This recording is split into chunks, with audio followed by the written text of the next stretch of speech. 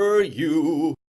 Emotional incontinence. You have urinary incontinence. No, I said emotional incontinence. Sorry, I hate f***ing crying. As Western civilization collapses, which it is, so does our ability to deal with minor day-to-day struggles, without breaking down and wallowing in a pitiful puddle of our own self-indulgent fragility. We're indoctrinated with emotional incontinence by television. America has been collectively turned into Kim Kardashian's cry face. I've just been like so unhappy. You don't think I feel bad? The masses overdose on reality TV, thinking that it's actually reality, and then mimic it in their own lives. The more insipid sentimentality displayed on TV, the more it manifests itself in the here and now. Vacuous people live their lives vicariously through celebrities and television, then base their own personalities on that. Reality TV doesn't reflect reality. It contrives reality. It relentlessly broadcasts the message that ostentatious OTT, often dumb, displays of emotion are to be imitated. Catch me outside, how about that? Sorry, I didn't get that. Are you speaking English? People breaking down and sobbing because Gordon Ramsay had his team renovate their restaurant. A stunning fresh coat of paint. Oh my God! We've updated the upholstery. New plates. Unfucking believable. No, you're not supposed to cry over a paint job and some new furniture. The same is true of YouTube. YouTubers are rewarded for emotional incontinence and oversharing. The try not to cry challenge. Constantly crying and whining about their drama and their breakups. The viewers lap it up like water in the desert, then ape their behaviour. Oh, why is everyone crying? Such a baby. Last year, Twitter users revealed what made them cry. The answers included people who cried at not being able to fit all the things they wanted to in their bag, getting the wrong sauce with chicken McNuggets, and crying at a picture of a man because he looked like he was nice. The floodgates of emotional incontinence are also flung open whenever a celebrity dies. Why do people whimper and sob over dead celebrities they never knew, and in many cases rarely even thought about until they died? Does this betray another form of weakness, our inability to process the concept of death itself? Are mass public outpourings of grief and canonization of dead celebrities a sign that humanity has never been more afraid of its own mortality? A sign that excessive emoting is making us both more insecure and more insincere. As Theodore Dalrymple wrote, we live in an age of emotional incontinence, when they who emote the most are believed to feel the most. As we become increasingly atomized by the breakdown of the family structure and its replacement by this empty late-stage capitalist corporate monoculture, authentic expressions of private love have been replaced by spurious public displays of counterfeit emotion. Why are we constantly told that there's a stigma around depression, that there's a stigma around expressing emotion?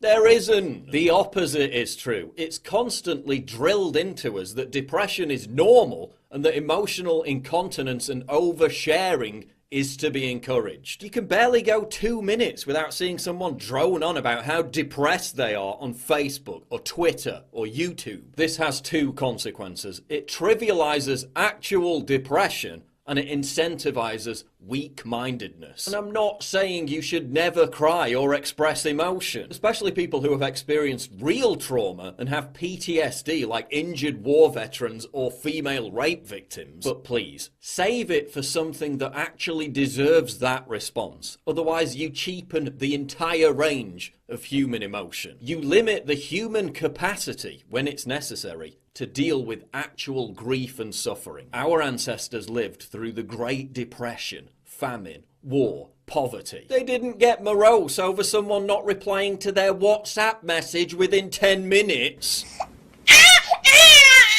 And that meant they were able to handle real trauma better because they had a sense of perspective. Dalrymple again, where once emotional restraint and self-control were admired, now it's emotional incontinence that the British aim for. It's as if they had undergone potty training in reverse. The English have been persuaded that emotions are like pus in an abscess. If they are not released by screaming and shouting, hugging and crying, wailing and raging, and the more publicly the better, they will turn inwards and cause emotional septicemia. The person who controls himself is not only a figure of fun, but a traitor to his own best interests. We've got it better than anyone in human history. Our emotional indulgences are catered for like never before, and yet depression continues to rise, especially amongst young people. The more we talk about depression, the more depressed people become. This constant expectation and encouragement of emotional incontinence is worsening our mental health. Emotional incontinence has also been driven by an explosion in narcissism. People regard it as a good thing to express themselves, irrespective of whether they've anything to express. Narcissism is facilitated by social media. Nice job, team. The more information we reveal about ourselves, the more dopamine hits we can expect to receive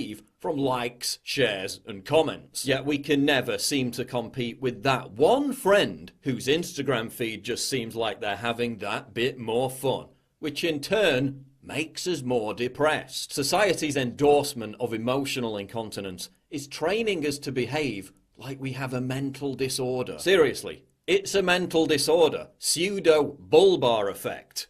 A type of emotional disturbance characterized by uncontrollable episodes of crying and or laughing or other emotional displays. It's a neurological disorder. The lighter form is called mood lability, an emotional response that is irregular or out of proportion to the situation at hand. It's a facet of borderline personality disorder. Why is our culture normalizing borderline personality disorder? Why are we being convinced to embrace mental illness? Because it's easier to control and coerce a population that's permanently trapped in a heightened state of emotional frailty than one that has a strong cerebral constitution. Because the people who can't control their own disposition then become control freaks themselves. If people can't control their own emotions, then they have to start trying to control other people's behavior. Because in an age of vapid consumerism and an eroding sense of identity, appropriating afflictions provides a facsimile of meaning. Why call yourself maladjusted when you can be an autist? Why call yourself a fussy eater when you can be gluten intolerant? Why call yourself a pathetic, weak-minded crybaby when you can just be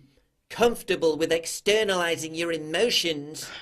Men being browbeaten out of their toxic masculinity is also creating a generation of soylent drinking, emotionally incontinent, blubbering manlets. Soy boy. And again, I'm not talking about people who have experienced real suffering. I'm talking about people who cry about not being able to get their eyebrows to look the same. Now I know what you're thinking. Paul, you're just a heartless, miserable bastard. Yeah, and...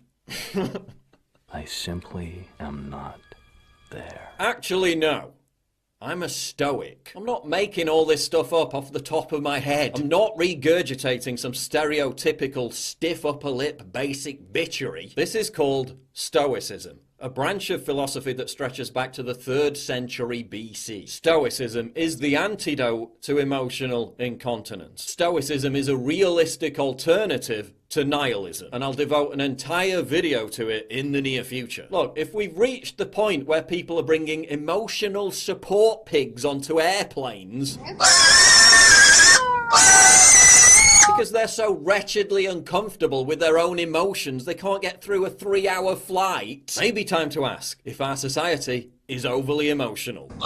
If we've reached the point where people are so devoid of any sense of mental stability, they claim to have 400 different personalities, some of which are children, meaning they can't even take care of their own basic needs. Maybe time to ask if the parameters of what society accepts as a genuine mental illness have been stretched too far. Maybe time to ask if our obsession with emotional incontinence is changing us in ways that can never be reversed.